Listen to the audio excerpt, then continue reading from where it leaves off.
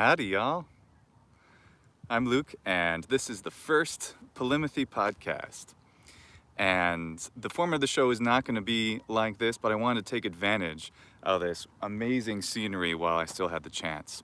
I know some really interesting people who are very erudite, who have a lot of really cool things that they study, because what does polýMATHY mean? It means the study of more than one thing, of many things.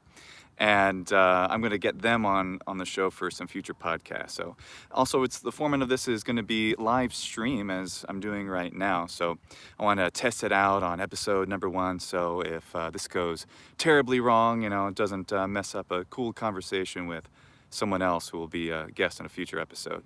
So I'm standing here in Marana, Arizona. And here we see Mount Lemmon, which is right about there, which is part of the St. Catalina mountains, which are really cool, and filmed some video there as well. So what am I going to talk about today? Well, I'll tell you in a second, but first I just want to thank all my Patreon supporters who are followers of my stuff on my Scorpio Martianus Latin and Ancient Greek language YouTube channel, as well as the stuff I do here on my polýMATHY channel, which predominantly has been a lot on ancient Greek. Oh, we got a friend from Tempe, Arizona saying hi. Hi to you as well. What I'd like to talk about today is pronunciation of ancient languages, of ancient Greek and of Latin. So, nimirum, no wonder that Luke Ranieri would be talking about that again. And actually, I was just out here making a recording in Latin for the Scorpio Martianus channel, and that recording will come out in, I don't know, days, weeks, whenever I get the chance. And I was talking about a lot of the more superiores, more severe pronunciation assertions that I've made about Latin and Greek, and how that works. I want to talk about that today. I made a short recording in Latin, kind of a podcast format, on my Patreon channel, which I'm pretty sure I made the recording available to anyone to go listen to if you're interested, and I'll put the link down in the description later. Not available right now, but if you go to my Patreon, which is patreon.com/Luke Ranieri, you can check it out. I got a lot of free stuff there, as well as the stuff that's just for my Patreon supporters. So in it, I talk about so if we are reconstructing an ancient language, then we have to follow precepts. We can't just make it up, right? So what do we do when we write Latin today and speak Latin today? And the same for ancient Greek, because there are thousands and thousands of people who speak Latin, and I'd say about a tenth of that number speak ancient Greek today, whether Koine, Attic, and so forth. So what's interesting is sort of to wonder, like, what are we doing when we do that? It's something kind of out of time. For example, if we were able to reconstruct something truly displaced from certainly my world and my civilization, like, I don't know, Sumerian, for example. And my friend and colleague, Stefano Vittori, has studied that as well, and he has some interesting things to say about it. Hopefully I'll get him on the show at some point. But the thing about so if we are able to reconstruct that, then we're going to reconstruct mores and culture. It's almost like, it reminds me of reconstructing a language accurately for a script of an historical movie. And then when you do that, you have the costumes, and you have characters and people. So we kind of want to feel like we're like a reenactment of the Battle of Gettysburg, for example, Civil War reenactors, or Roman legionary reenactors, that kind of thing. It's all really, really interesting, and it's about authenticity, right? So that's something that I find really interesting. I'm not sure why, other than it connects us to the past, and maybe you feel that too about these ancient things. A lot of people seem to be moved by historical fiction, drama, documentaries.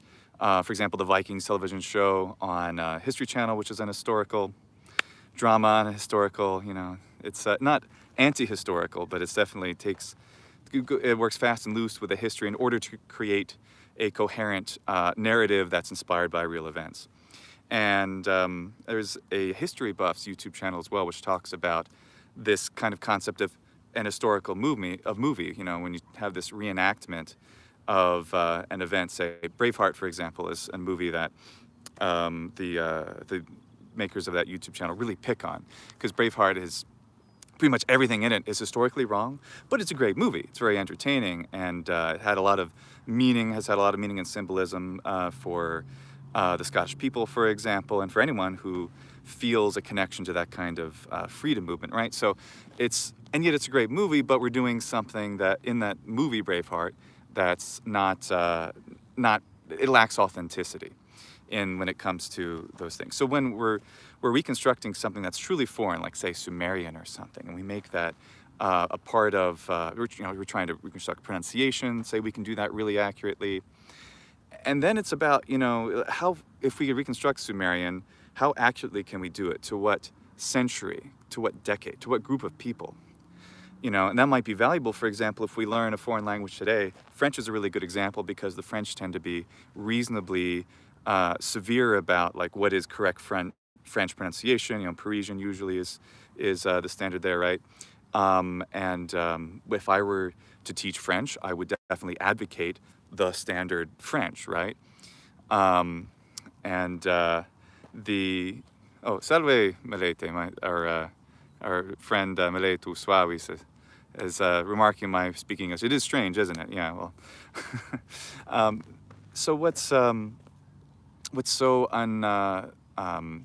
so impractical though about taking somewhere, okay, I know exactly how Parisians speak, I can fit it within, every phoneme, I can get down to intonation, and it's also possible for me as a foreign speaker with a lot of work, as an L2 speaker, to get good enough at French not to even have an accent anymore, right?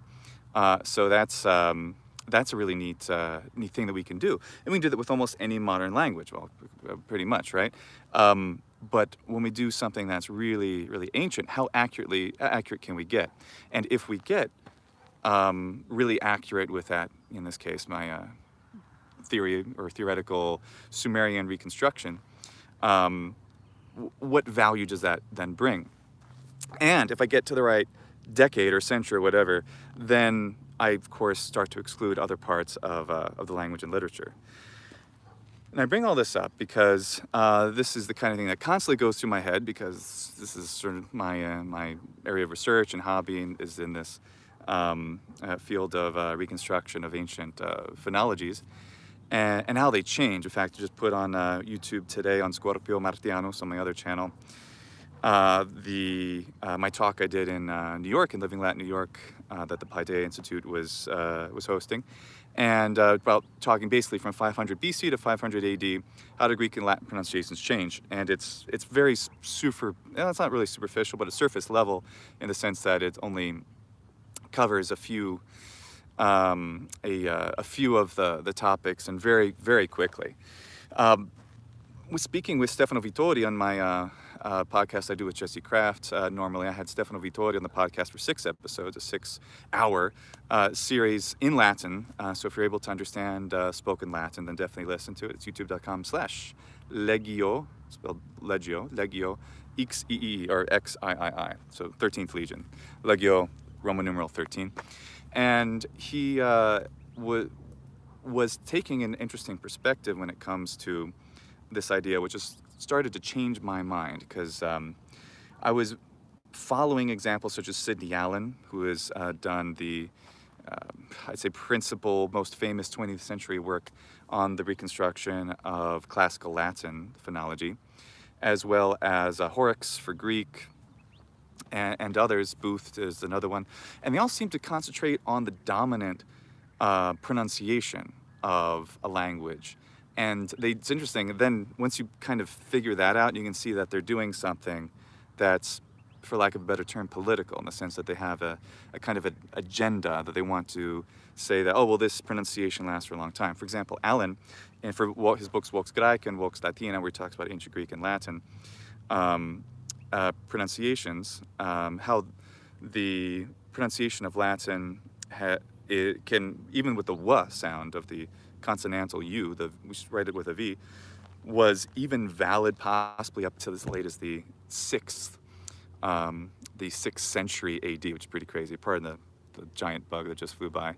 One small part about Arizona I won't miss. I am leaving Arizona in a matter of days, which is why I want to take advantage of this beautiful, it's a giant, I don't know, was that 30 feet cactus with owl owl nest holes in it. It's pretty cool. And the mountains. Also, speaking of nature, I just ran into a falconer. Talk about polýMATHY, right? I never met a falconer named by Rochelle, and had this beautiful Harris hawk, about yay big, and a hawk, and it's called omen, nomen, omen, as we say in Latin. The name is the omen, and his name is literally omen, which I think is pretty cool. Falconers, just right here. It's pretty cool. So that's a nice thing. Anyway, the issue then is when it comes to dominant pronunciation. Well, what does that mean exactly? So if we're talking about English, for example, there's RP, which is comparable to the Parisian standard French pronunciation, right? So if we start to deviate from that, if we use something that's more Quebecois, that's probably going to be highly unaccepted in most the erudite circles for whatever reason. Just as RP English is a received pronunciation, called falsely sometimes by its nickname, the Queen's English pronunciation. That RP, received pronunciation English, is just the standard English, but it's spoken by 2% of, I'm not sure if it's 2% of Englishmen or British people, Brits, or of 2% of all English speakers worldwide. But this point is that it's vanishingly small amount. It's certainly not a dominant pronunciation. It's the standard, however, that most foreigners learn. Interestingly, though, and this is relevant to this idea when we're going back in time, looking at ancient Greek and ancient Latin pronunciation of whatever century, the pronunciation of oh, I lost my thread there. I swore I wouldn't, but I did. Oh well. Okay, so the pronunciation of RP just used by a small amount of people, but I remember now. Okay, so so many Europeans, I think this is interesting, from the massive amount of influence of American movies, music, television shows, etc. They hear American English so much. For example, our rhotic pronunciation. We say car with an on it in most parts of the U.S. and Canada as well, by the way. Don't want to leave out the Canadians. While in most parts of England, you'll usually hear a non-rhotic from the Greek letter ro, which is meant to signify this R at the end of a syllable. So they'll say ka instead of car. So that's a dominant thing there. So a lot of Europeans learn something like RP, but then they add that sound. I find that really interesting. They're using it, and they like to do it. I've asked some of them this because they feel like they're otherwise not acknowledging the letter's existence, even though in British English it's quite silent most of the time. So it's correct in RP to ignore it, to say ka. And it's not really to ignore it, but for the sake of simplicity, that's what I'll say now, right? Just to discount its very presence. Why do it? But yet they add it in. So you have this mix of dominant dialects of British and American English mixed in the voices of a lot of continental Europeans, and not surprisingly, too. It's also really funny. I've heard this when I lived in Japan. The Japanese flying to Australia, it's pretty much it's a lot easier to speak.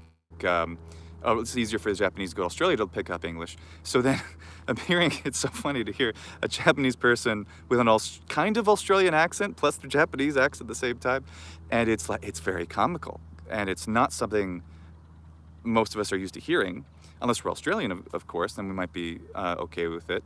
But for my perspective as speaking general American pronunciation English, which is the typical sound of English you hear out of Hollywood and places like that, with a significant familiarity with the sound of British English just from television and music and Beatles and so forth.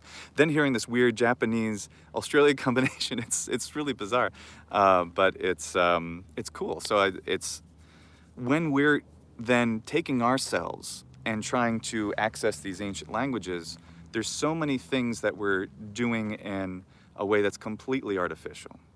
Now, learning a foreign language is inherently artificial. A lot of people seek naturalness, and for good reason. I don't think it's a bad idea to do that, because if we have native speakers, which for the most part, native speakers are the ones who are composing literature, and that's usually what captures our interest when we get into the ancient languages, right, like Greek and Latin. They're able to, they're composing these things as native speakers, and native speakers have certain abilities and advantages that just aren't possible for a foreigner to necessarily do, or they'll do it maybe a little bit differently, and that can create its own kind of art. I think of Regina Spektor, the Russian-born singer, who I think she's still in New York, but anyway, she was a pretty popular 10 or so years ago, writing lots of cool songs. So her form of poetry that she puts into the songs that she writes has a unique perspective that's informed from her Russian language background. Though she's, of course, has a great command of English. I think she was just before she became a teenager is when she started living here and picking up English. So she has native level proficiency, but there's something that she does, things that are fun and creative that you wouldn't normally see in a native speaker. So that kind of creativity is fascinating. It's really cool, and it's something that you can get from a foreign influence. It's something that I think we see a little bit in Apuleius, Apuleius being the 2nd century Latin author. You know, was he Roman? Yeah, he was part of the Roman Empire, but he wasn't Italian. He was born in North Africa, the modern Libya area, and he spoke I believe it was a Berber or a Punic language first, and then, or maybe both, and then Greek, and then Latin. So Latin was his 3rd or 4th language. So we surmise from accounts of himself and of his characters in his books. And that's interesting because I think I'm really a great admirer of what he's doing in his writing style. Some people are rather critical of anything that happens after the year 130 AD. I love that variety. I think it's really interesting, and it feels almost a little bit more normal in a way, because we, as the modern English language goes from early modern English, late 1500s, mid 1500s, maybe up to the present day. So it's about 400 years, give or take. So Apuleius, looking back about 450 years, gets back to the time of Plautus, and Terence and so forth. So he samples all these styles and brings them up to the present day. For him, his present day. So we too, in the sitting in this English world, we look back and so there's standard English of today, but English, of course, continues to change and transform with influence from other languages, and just because language will tend to have its own changes in evolution for whatever cause, whatever reason, through the ages. So like I was talking about the artificialness, the seeming artificialness of going back in time, which is always tied to this pronunciation question. If we're reconstructing, let's take the history of Latin letters, the literature itself. We have what we call the classical period. Cicero and Caesar didn't know that they were going to be the gold standard of the Latin language for 2,070 plus years after they were in their heyday. They didn't know that was going to happen. They were just in the moment and composing, right? But after that, authors tend to repeat the styles of Cicero and Caesar, which allows for the language to be preserved in a literary way. Now, it's not too dissimilar from how we deal with English. The way I'm speaking now, right, isn't the most casual way I would be speaking with a buddy or something. It's maybe a little bit more informed by the vocabulary that's appropriate for this somewhat esoteric topic that I'm discussing, right? Though it's reasonably colloquial. But then if I were to write something, it wouldn't be at all like this. It would be structured more formally, and there's these stylistic things which we feel are proper and natural, but are certainly more accurately cultivated, right? And cultivated over a long period. So we have this higher style of the written language, which continues to go forward, while the pronunciation of the language is changing underneath. And of course, the common people don't have the same kind of erudition as, well, Apuleius, for example, or other people who are writing these kinds of things. So this combination of the higher and lower styles, they're always influencing each other. A true diglossia, I don't think really happens truly in Latin for real until maybe the 800s for sure, because that's where the pronunciation is completely and finally divorced. We have a standard reconstructed Latin pronunciation done by Alcuin under Charlemagne, which I talked about in very briefly in my talk in Living Latin in New York. And that's when you have all the various natural pronunciations utterly separate. Because before that, and even after that, you have people from Italy, Spain, France, Portugal, all saying that they speak Latin. But that's not what we think they mean now. We now say that they're speaking, Italian or Proto-Italian, Spanish, French, and so forth, Languedoc, whatever it is. And yet they still saw it as one continuity of a language. They had a heck of a time understanding each other, for sure. But there was, it was more of because today it seems so distinct. Portuguese, and then Spanish, Catalan, of course, Sardinian, and as well, Italian, Sicilian, French, all these different things. But it was more just if you could, before the standardization and the nationalization of these places, one standard language that becomes strongly enforced by a state, a national government, as the case was in France, later in Italy, much more recently in Italy, the past 150 years, and Germany and so forth. Then you could see you could walk from one place to another. For example, you could go from, starting in maybe Sicily. You could then go across the isthmus, the strait up to the Calabria, and be able to understand those people. But it would be another language derived from Latin, and it would certainly have a lot of differences. But it would be similar enough that communication is possible. And let's say this is the year 1300 about, and you keep or 800, whatever, sometime in the Middle Ages. And then you could go, the same person could go north. If they got to Napoli, by the time they get to Naples, they're probably not going to understand the person anymore. But from the toe of the boot of Italy going north to Naples, yeah, they can understand Neapolitan. But that person so you have Neapolitan, he can go north up to Rome and probably understand the Romanesco, the language of that city. And they'll be able to communicate and keep on going. By the time it gets to Florence, not so much. The Roman can communicate with the Florentine, not with the Milanese person. So it's this, because what is a language? It's really, a language is a dialect with an army. I believe that's, or a navy, which is some dictum I've heard before. And that's really a big part of it. What we define as a language is, as opposed to being a dialectic variation, these are not strong lines at all. And it's not merely a temptation, it's partially a pedagogical necessity to establish this is what the language is, these are its bounds, and and if you go outside of that, then it's something other. And then that's what this whole Latin grammar, Dante called it grammatica, which is just the nickname for the Latin language, meaning a language other than his vulgaris eloquentia that he was using in his book, for example, De Vulgari Eloquentia, which he writes in a highly medievalish kind of Latin. And that's what he was starting to talk about these distinctions. So all of these, whenever we learn a foreign language, unless we're really forced to, which is not often these days, it's a highly artificial process.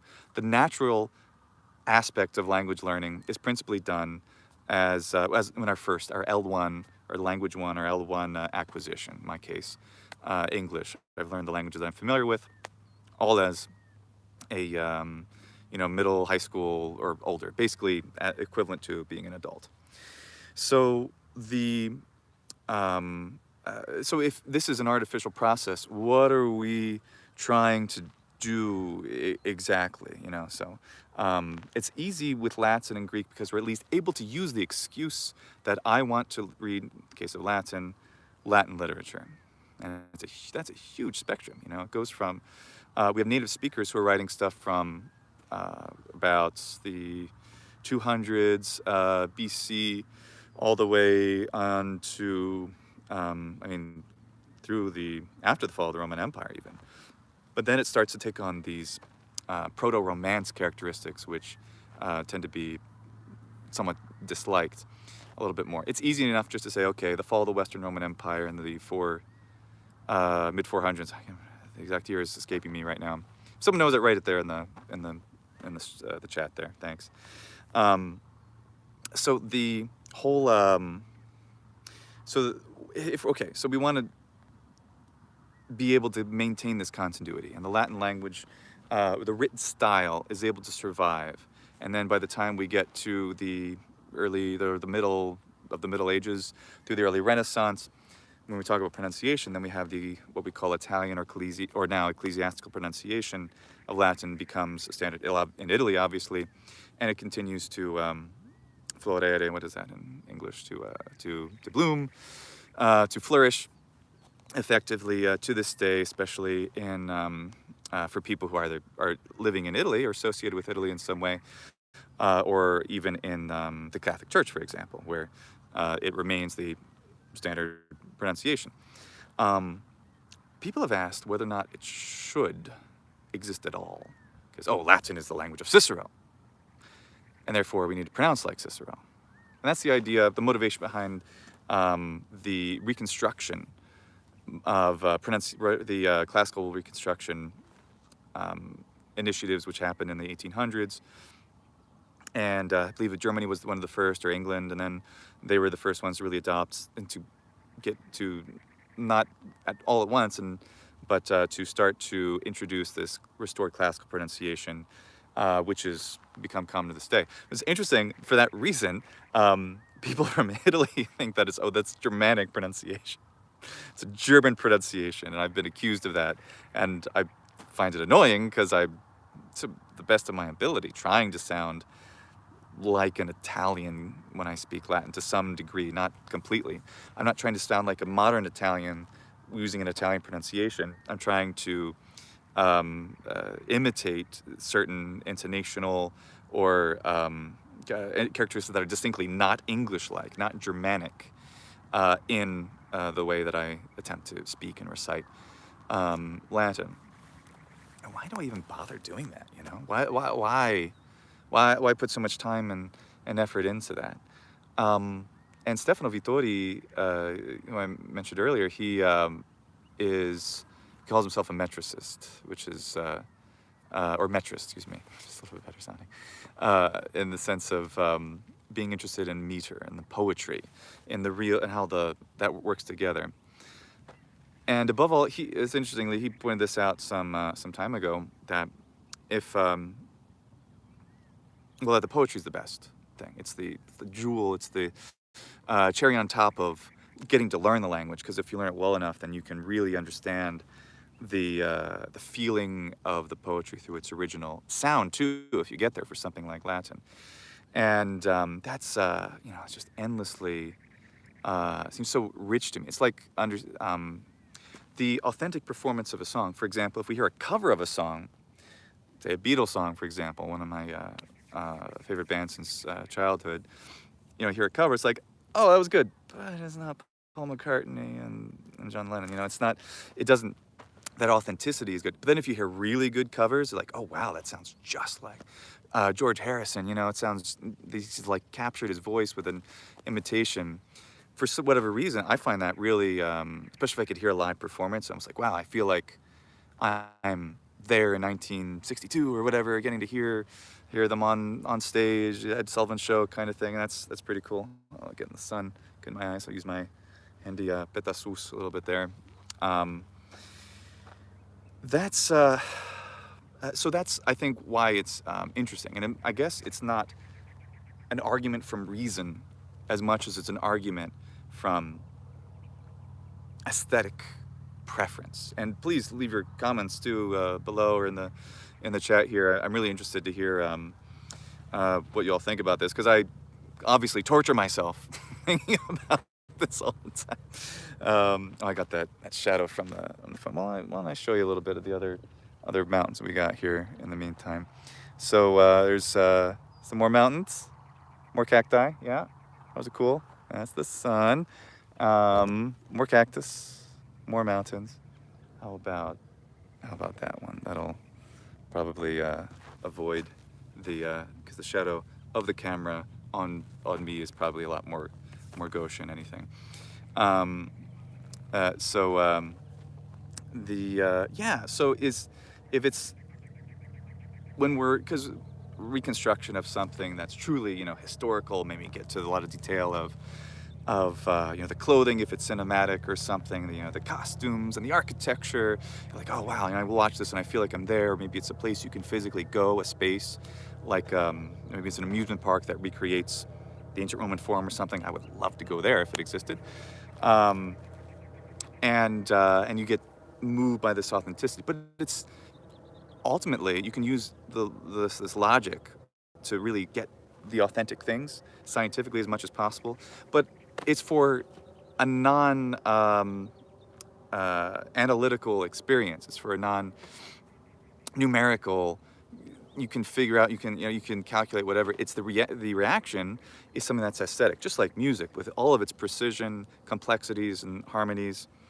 All that structure, like architecture, so it creates this emotional reaction, which is, I think, connects to what's so interesting about being human too, and what we get out of the best parts of our experiences in life. You know, a lot of structure and complexity, which leads to a more spiritual, emotional reward. So and so these things are definitely connected. So all of this is, for me anyway, directly connected to the question of historical pronunciations and dominant pronunciation, right? So if I was interested in the dominant pronunciation of Greek, for example, so ancient Greek, of course, in whatever time period. So take 1st century BC, because that's a regular point of concentration for a lot of people. Man, the bugs here are huge. Oh my God, it's big. What are they called? Fly things. They're just annoying. They don't bite or anything. They look like giant mosquitoes. Mosquito hawks, I think they're called, whatever. 1st century BC, right? So if we have to choose a standard of Latin, which we seem to have done, not just we today, but through the centuries, you know, Petrarch and also Charlemagne's period, they kept going back to that as, that's, you know, Caesar and Cicero and Virgil. And of course, they're hugely worthy of esteem. Of course, the other tragedy is it's not just like, oh, they were the best. They happen to be also the ones that were preserved. So it's lucky we have things like Apuleius, which are so unusual, so quirky, so different, that have lasted to the present day. Because, you know, stuff like that was apparently regarded as not important enough didn't get copied enough, like Caesar's book on grammar, orthography, and pronunciation. You know, it's just like, I don't know if I would kill to get that, but I don't know, I'd kill an animal. I mean, that would be so cool, because he discusses Caesar, for example, his recommended spelling change of words like optumus to optimus and maximus to maximus, and just the issimus, that one to from u to e, and it's called the sonus medius, and it seems to perdurare. What is that in English? I'm speaking Latin today, so I'm forgetting my English. Seems to last through the entire Roman period to some degree, but it definitely seems to be changing. It was changed enough to be more similar to the short letter I, E, as opposed to the short vowel U in Caesar's time, so 1st century BC, so, you know, 60s, 50s, 40s BC, to merit commenting on it. We only know this because Quintilian, the grammarian who was preserved 100 years later in the 1st century AD, did talk about that exact thing. Really cool to read these ancient Roman grammarians. I really recommend them. If somebody leaves a comment or reminds me, I can post a list to my to bibliography. Although I do have one on my Latin spreadsheet, which is bit.ly bit.ly/Ranieri Latin pronunciation. And that's a spreadsheet which I show the mutationes, the changes, transformations of Latin pronunciation, and I have a Greek one as well. So if we're in the 1st century BC, Caesar's talking about, this pronunciation change is happening, right? We see Virgil do things like, instead of LLiNYC, quae, which seems to anticipate, like predicare, what is that? Yeah, so it seems to anticipate the change of what is that called? Like, for example, like country names like Germania into something like Germania, a non-syllabic vowel, so nya instead of nya, nya. Maybe not quite a J sound, not quite nya, but close to it, like Italia, instead of like the Italian national anthem, Italia, Italia, right? Fratelli Italia, and the lia is one syllable. That's standard now in Italian and other Romance languages, but before, in Latin, you will almost never see it in the poetry. And the poetry is an excellent guide to standard pronunciation, because if we're able to pronounce Latin in a way that works for the poetry, we are able to then feel the poetry like a native speaker, which is the intended audience, at least at first, right? When you have the poetry initially cultivated in the 1st century BC, we have, right, the best, right? Virgil, Ovid, Catullus, Horace, and others. So so we're in the 1st century, and that's the pronunciation that we're after for Latin. And we have a very strong idea of what that's like. And then we see pronunciation changes like the wa to va. We see evidence of that starting to happen in the 1st century AD in Pompeian inscriptions. Of course, the reason we have the Pompeian inscriptions is there happened to be a volcano in 79 AD, which ended up getting all that preserved for us. Bad for them, lucky for us. So it's preserving a lot of weird things, perhaps by chance. There's sampling error. That's a statistical issue, right? So if we have the sampling error, maybe we're oversampling Pompeii. Maybe it's showing a lot of Ascan dialects, or actually it's its own language, influence, accent influence on the Latin language. There's so much that is potentially in the dark. On the other hand, we can say, well, we can ignore these little things as noise, and we can say this is definitely the core of the language, the trunk of it. We can stay within those pronunciation things and not lose heart. And that's the question about dominant pronunciation. But what if we were reconstructing the pronunciation of English today, and everyone was like, oh, well, London, that's got to be the pronunciation of English in the early 21st century, because that's for whatever reason, this period becomes what future scholars look back on who no longer speak English natively, for example, perhaps. And that's 2,000 years from now, right? And they're trying to reconstruct the sound of language, and they've lost video and audio and so forth. If they're in the similar situation to we are when looking back at the ancient Romans and Greeks. So they're able to actually, they're like, okay, we want to do the RP Londoner sound. They get stuff that maybe we see that the Queen's English, which is not normal RP, that's something else, which is a little bit more archaic, or it used to be. She's changed her pronunciation over the past several decades. And then they'll be like, oh, but she's doing this. And then you have these conflicts that are going on, while all the time we're trying to figure out, oh, wait, what's the normal dominant pronunciation? Then if you had a huge amount of influence of American pronunciation in inscriptions or something, then you find out, oh, no, English is actually rhotic. English, it should be car, not caw. And that's the pronunciation of English in the early 20th century. And English is probably a good deal more diverse, just geographically, obviously, because of how many places there are and numbers of people who are speaking English natively in the world today. But you can see where this goes, where you get a mix where you leave out the beautiful Scottish and Irish pronunciations of Latin. You leave out Welsh pronunciation, the varieties of the United States and Canadian pronunciations, New Zealand, Canada, and India, which has millions of native speakers as well. And so if you find inscriptions or something in somewhere like I don't know, India, which show a lot of peculiar things which don't match, and then they don't, like, oh, should we ignore that? Well, if we do, then we're ignoring millions of people. Is that the way to go? So we have a limited amount of data, and therefore it becomes something which ends up being, unfortunately, closer to art than science. At least that's my perspective at this point. Raffaele Torrigiano will probably argue against that because he's a linguistic scientist, whereas Stefano Vittori, philologist of more than one language, including Egyptian, he is interested in that metrical aspect and the art of it as well.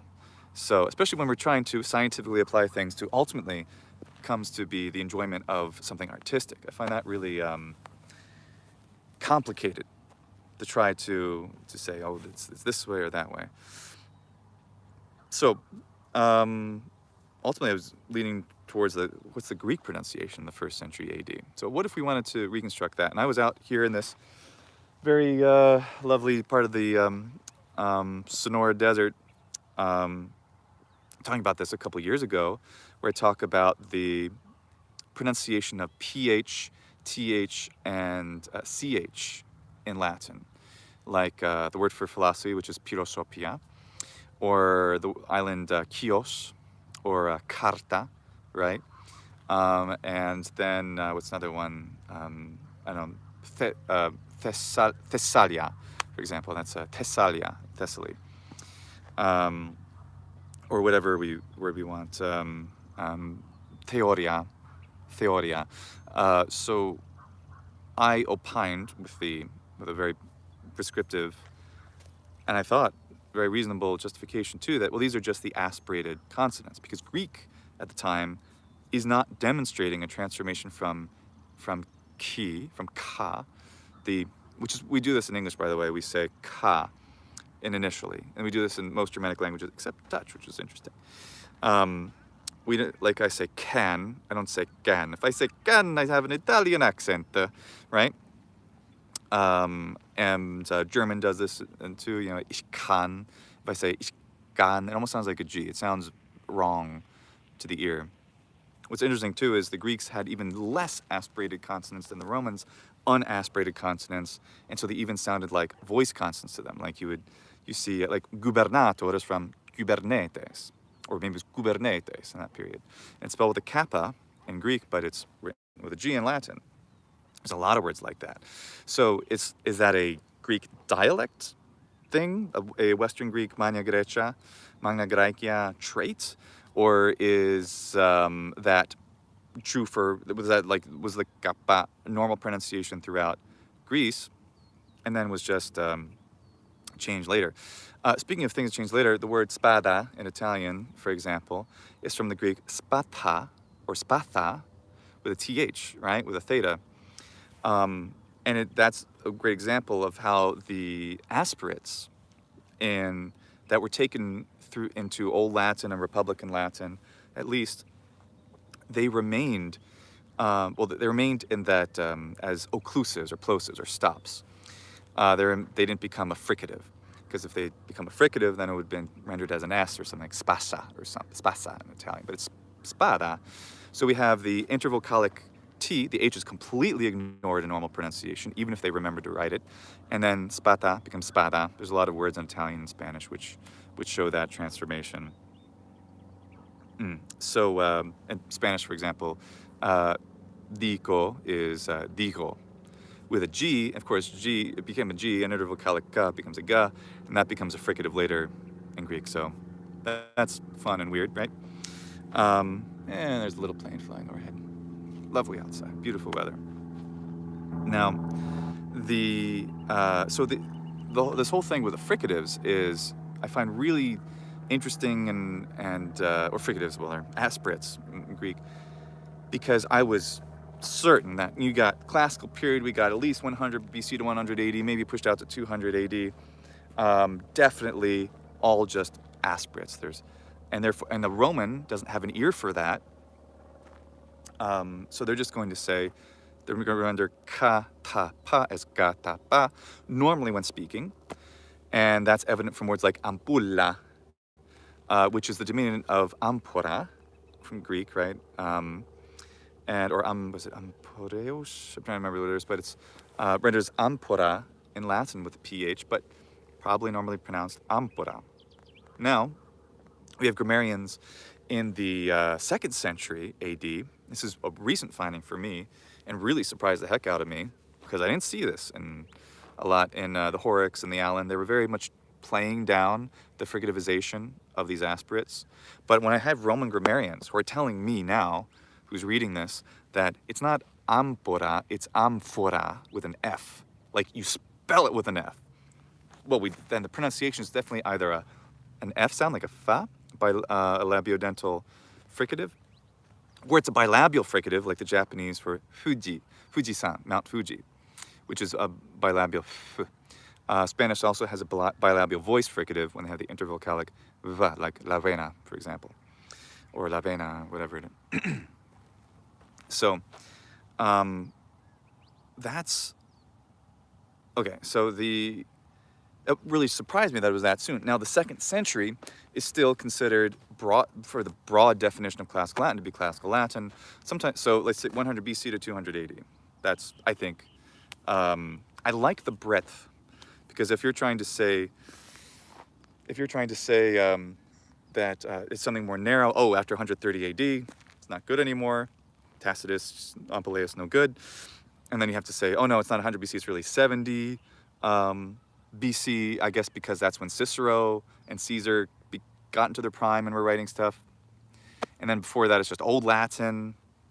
You know, a lot of this stuff is relatively arbitrary in a way because there's just so much more continuity in that. You know, where do we throw up the pomerium as, or pomoerium as Stefano Vittori said in the LegioXIII, the 13th Legion podcast episodes, plural, 6 of them, where we discussed that. Like, where do we finally set up the definition for what qualifies as acceptable?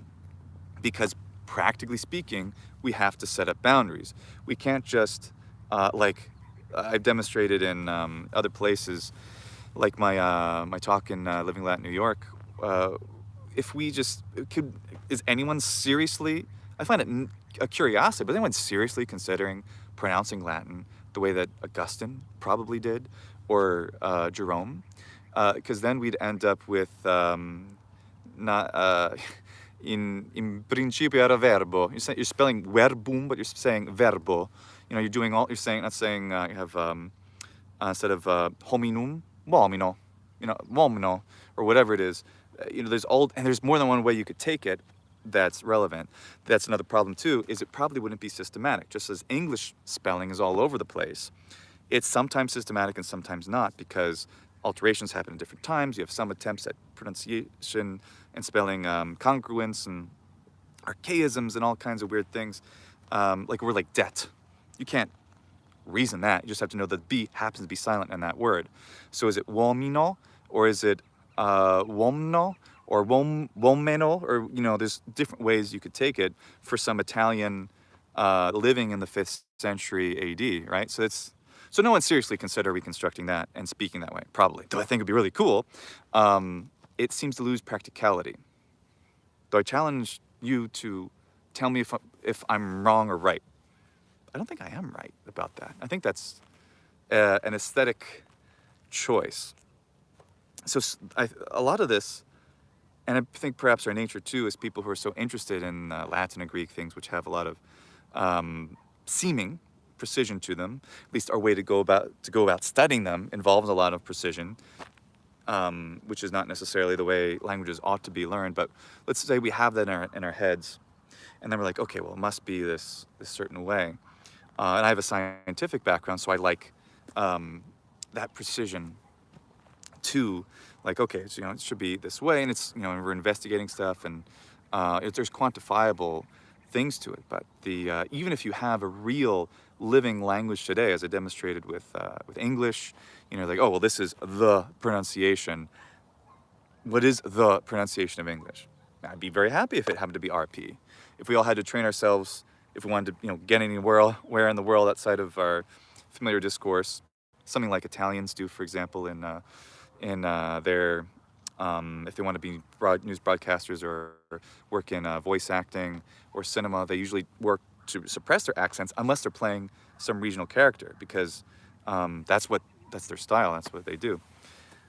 But there isn't just one pronunciation of English that's standard, right? Because at least RP and General American is the two really big ones, and to ignore New Zealander, Australian, Indian, Scottish, Irish, Welsh pronunciations too would not be great, as if they were less relevant somehow. And if they are, why? They're less relevant perhaps because there are not many people there.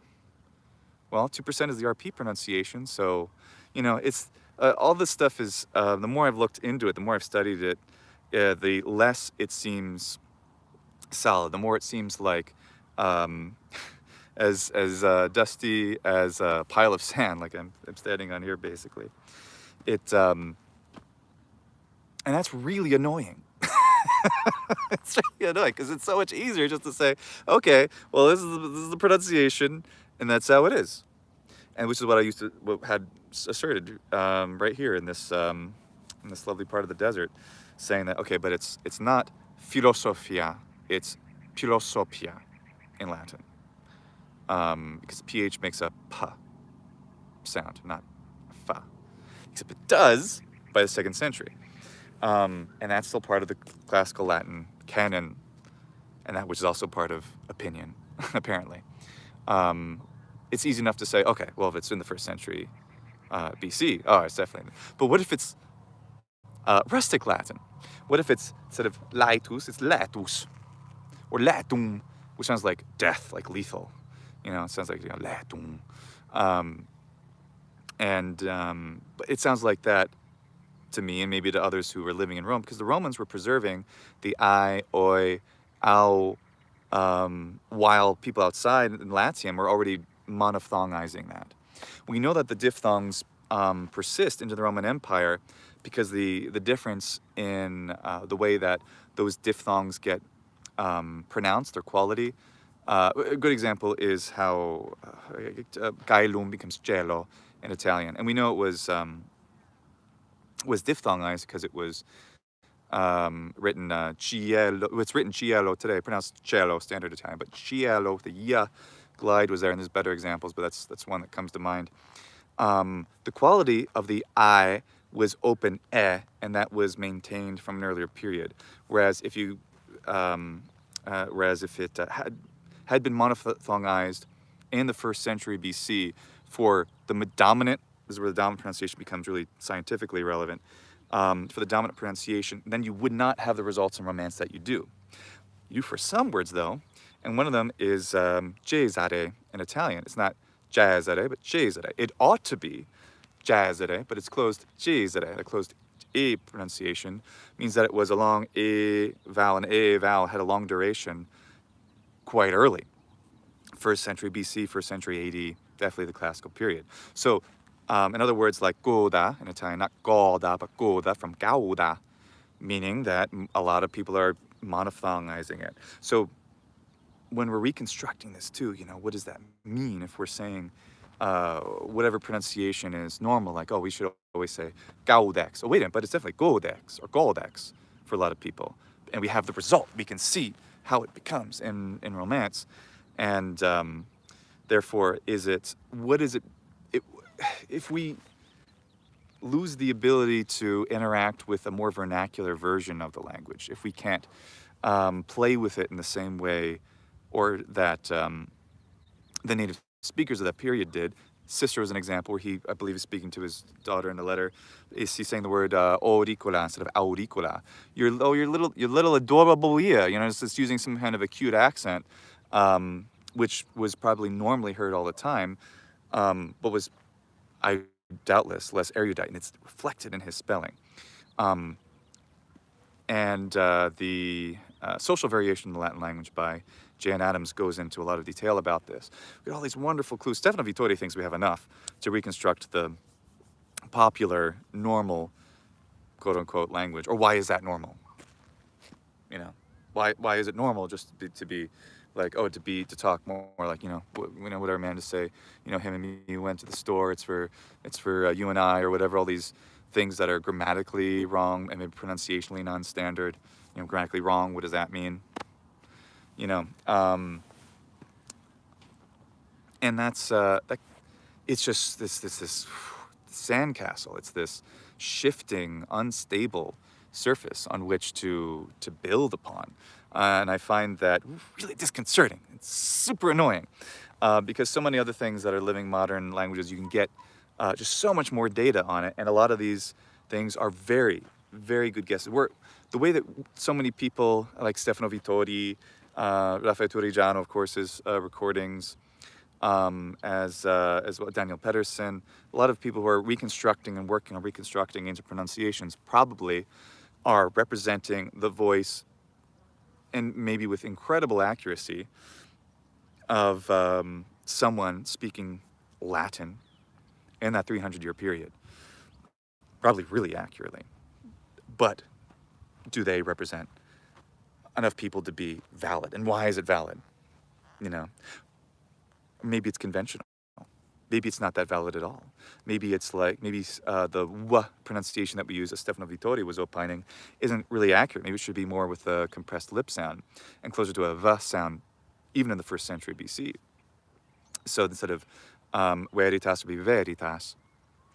And so that's, you know, verum, vavi, you know, and so it's maybe that, you know, we have plenty of evidence in the 1st century to see that probably not, and we can be comfortable to keeping it a w sound, maybe even through the late empire for a minority of speakers. But then it's just a convention. It's conventional. It's convenient. You know, conventions are really just convenient. If we so if we do that, then well then.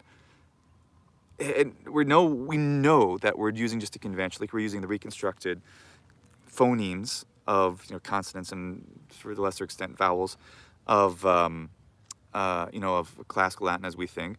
And we use it for, you know, middle imperial pronunciation or plautus. Maybe that's not right for plautus. And we're saying optimus instead of optimus or something if we're reading it.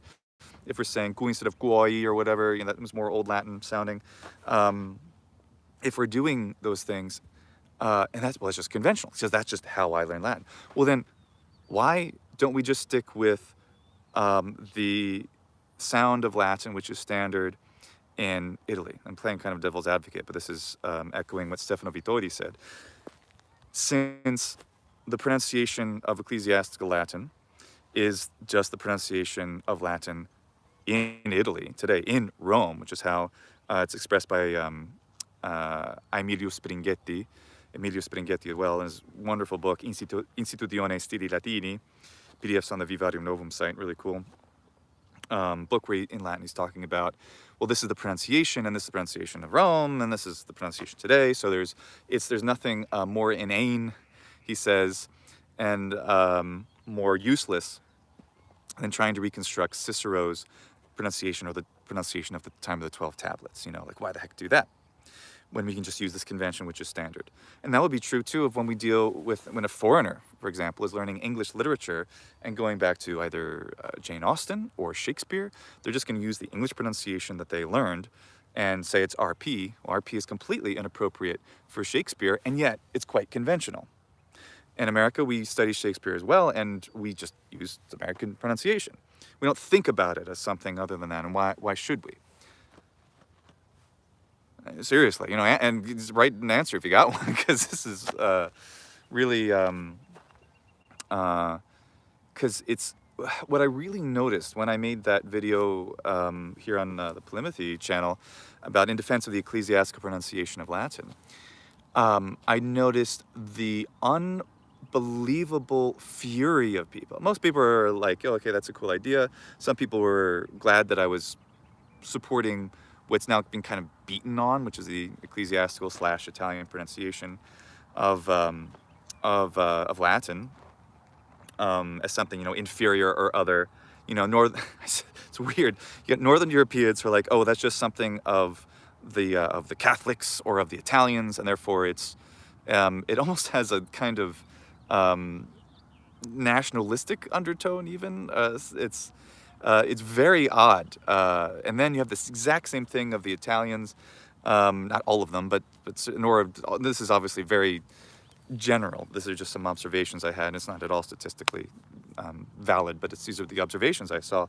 Where then you have the Italians and some Spaniards who were Catholics. They wrote comments saying that, oh, well, this is a pronunciation that I use in prayers, and that's the only right pronunciation is the pronunciation I learned in school, and that's the only correct and good pronunciation of Latin, and that the so-called classical reconstructed is nothing more than invented by Germans and Germanic peoples, and just kind of this barbarians.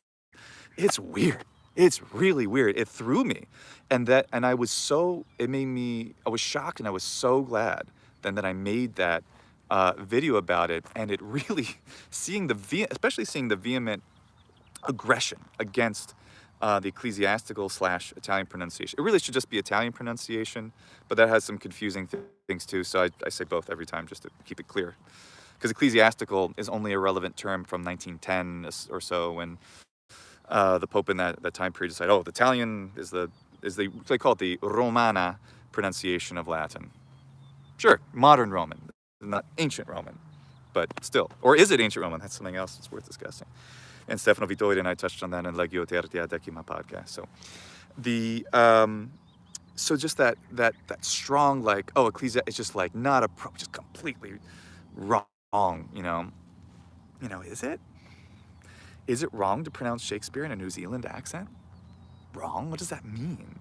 And this where we have a really good sense of the original pronunciation of Shakespeare. And I've done some videos on this channel in that. Hopefully we'll do some more soon, because it's a lot of fun. And that really awakens a lot of the beauty of the poetry, because there's rhymes and things which otherwise don't make sense unless that pronunciation system is used. And this is also true for the pronunciation of Latin going back to these periods. So it's just so it's confusing.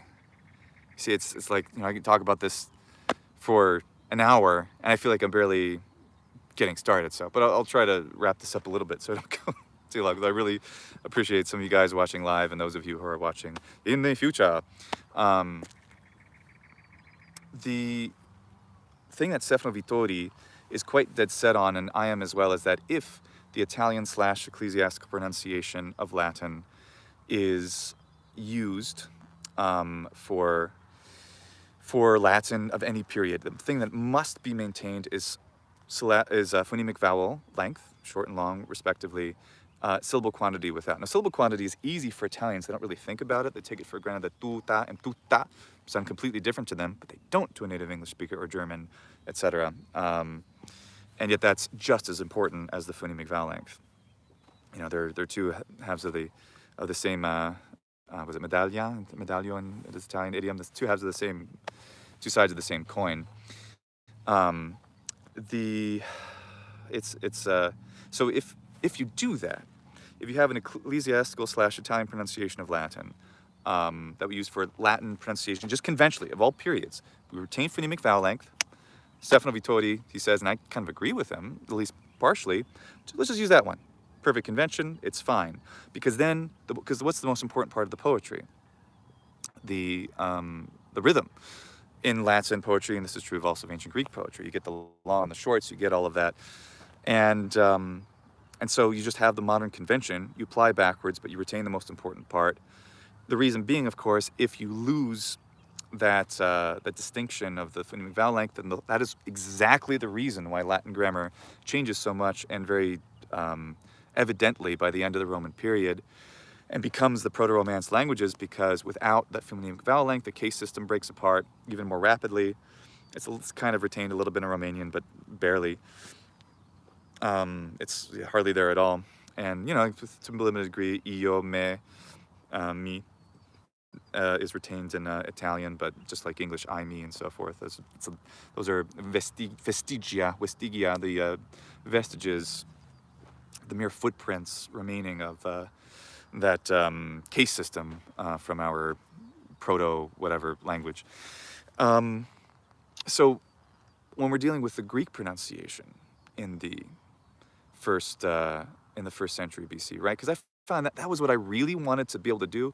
To speak Greek the way that Cicero or Caesar were hearing it, because there's so much Greek in their referenced or in their letters and other people from the same period. Like that's the version of quae, quae going from about 400 BC to whenever Byzantine Greek starts, about 300, 400, 500 AD. Well, that's the one that I wanted to learn that, first century BC quae. And so I found, okay, without a doubt, you got pa, ta, ka.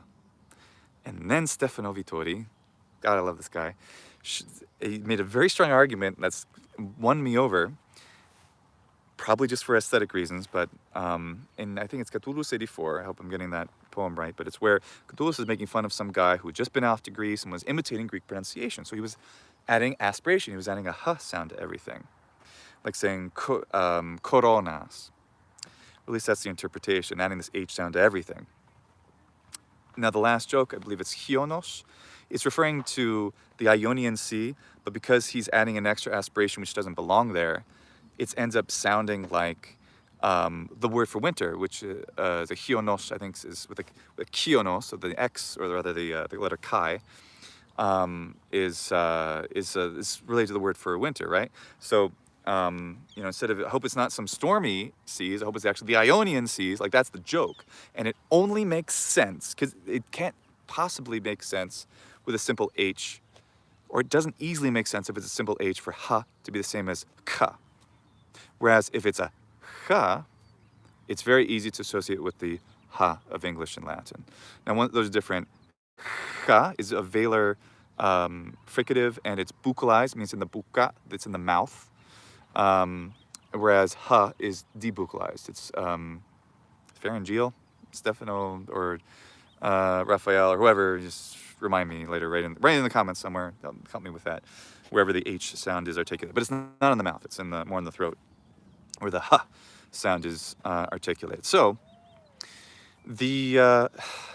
that's what really is like, oh man. But there's no other evidence that's of a dominant change of the pronunciation of the chi letter into a ch or something like it until Allen and Horrocks put it like when Armenian changes in the 10th century AD. But is that just a conventional spelling? And then, however, maybe it's a minority of speakers that say hionos, and maybe that's for some other obscure reason funny, because it sounds like some guy who was talking in an accent, and then, but that's an accent that's known to people. Like, oh, he's saying he does not pronounce the H right, some kind of fun accent. Everybody knows, and then it's just like, oh, I instantly get that joke, especially if it's recited or performed in a certain way. It's like, oh, I got it totally. Or maybe, it's. So Stefano then brings up this idea of overlapping pronunciations. Like maybe you have, because some people are starting to say the novel way, the more evolved way, and other people are using the more archaic way, right? And if that's occurring, then you have this overlap. Like some people maybe are saying nuncius, and others are saying nuntius still.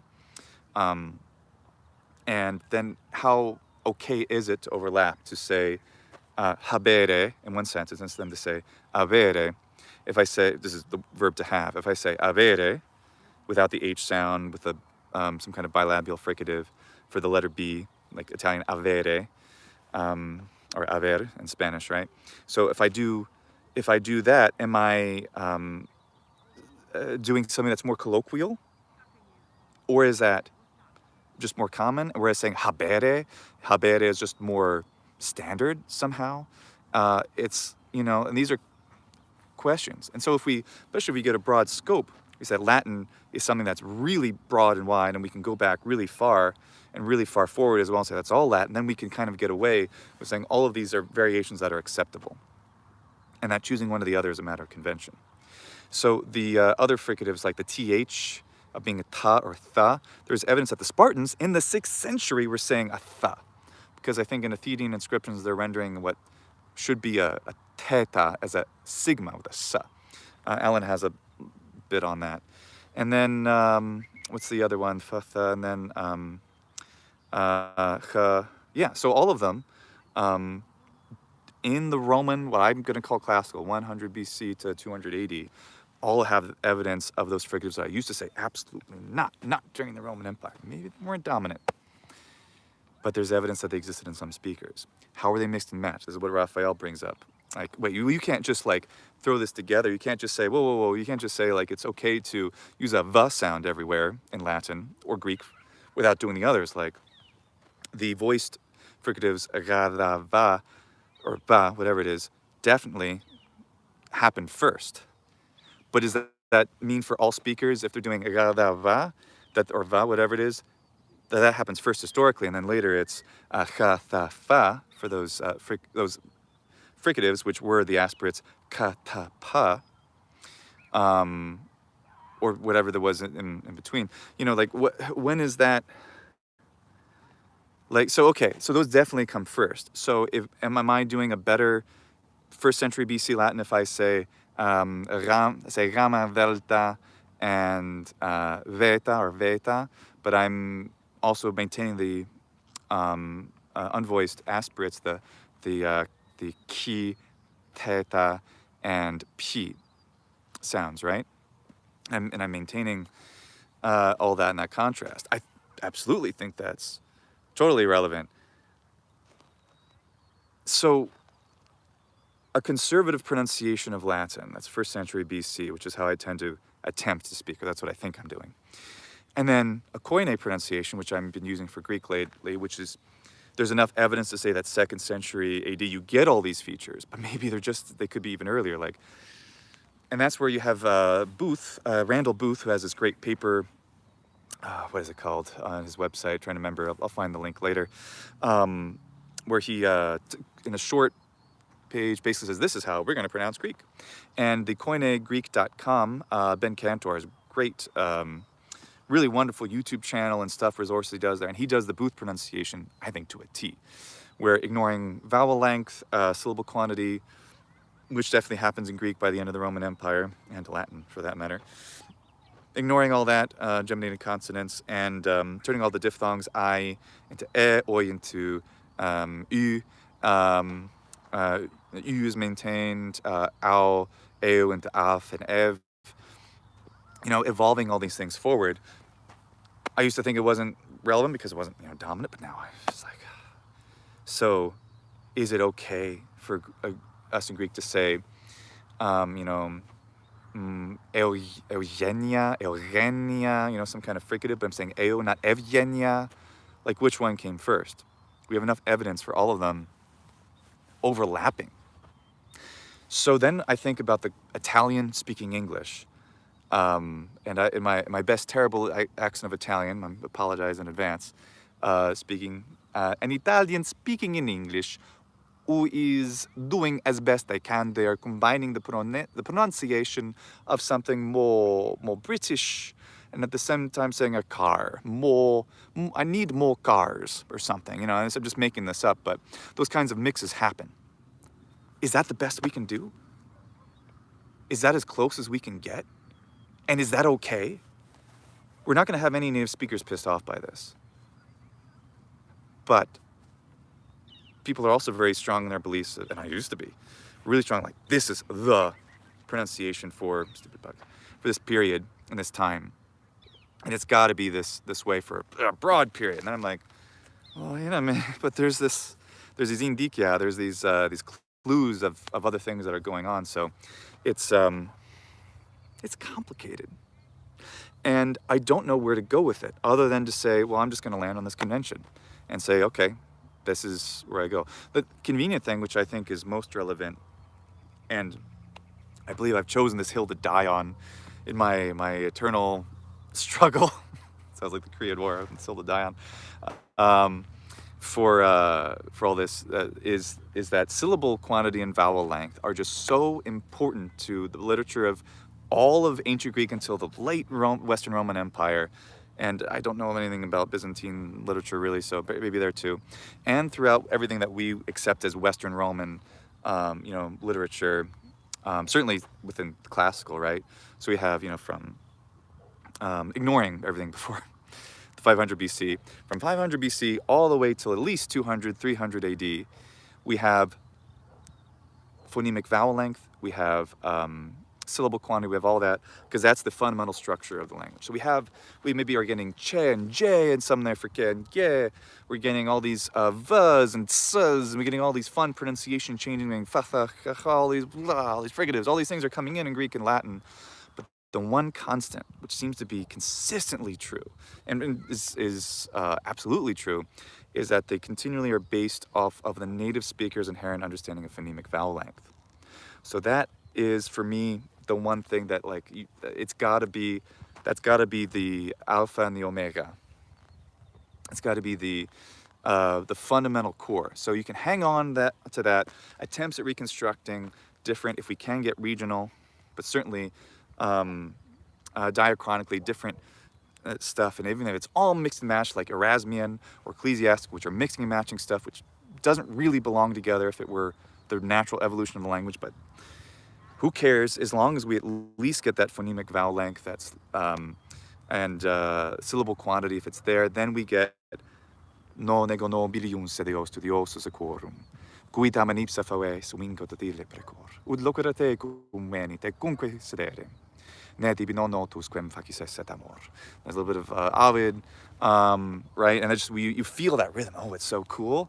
And if it's preserved that way, or arma virumque canon Troiae qui primus aboris Italian fato profugus LLiNYC venit litora. If we're able to speak Latin because so many of us are interested in speaking and certainly reciting Latin in ancient Greek in a consistent way, if we make that the consistent part, and we by rights should agree that that is the fundament of the fundament, the basis of these languages, if we can agree on that, then all this other stuff, just have fun. Because if we're speaking these languages every day, and we do with people, and we're playing with different pronunciations, we can we're in a way, we're reviving, right, these languages. We're speaking for these people who are long gone, since we're resurrecting them in a way. If we do that, then we're giving our little modern voices to these great ancient voices, this ancient literature, then that seems to work for me. But what do you think? So, this has been the first episode of the polýMATHY podcast. Thank you so much for those of you who are watching live. It was really cool. For some of you who've been here the whole time, which is amazing. Can't believe I'm still here. And future episodes of the polýMATHY podcast, I'm going to get some really cool people that I know who study different things, polyglots, polymaths, you name it. Maybe not, maybe you won't name it. I'll name it. But all kinds of cool discussions that I want to have, because that's what I talked about today was one of the things that I'm way too nerdily interested in. And these other people I'll bring on they have their own stuff that they're really into, and I want to hear what they have to say. So, but I know they have some really cool things that they're going to talk about with us here. So thanks again for watching. Thank you to my Patreon supporters. I could not do any of this without you. Seriously. So thank you so much from the bottom of my heart. If you're interested in supporting me, patreon.com/Luke Ranieri. Really, thank you so much, and thank you to all of you just for watching, hanging out, and having fun. Have a great time. If you have any questions, ideas, start discussions down in the comments. I'd appreciate it. So, for now, from Arizona, have a good one.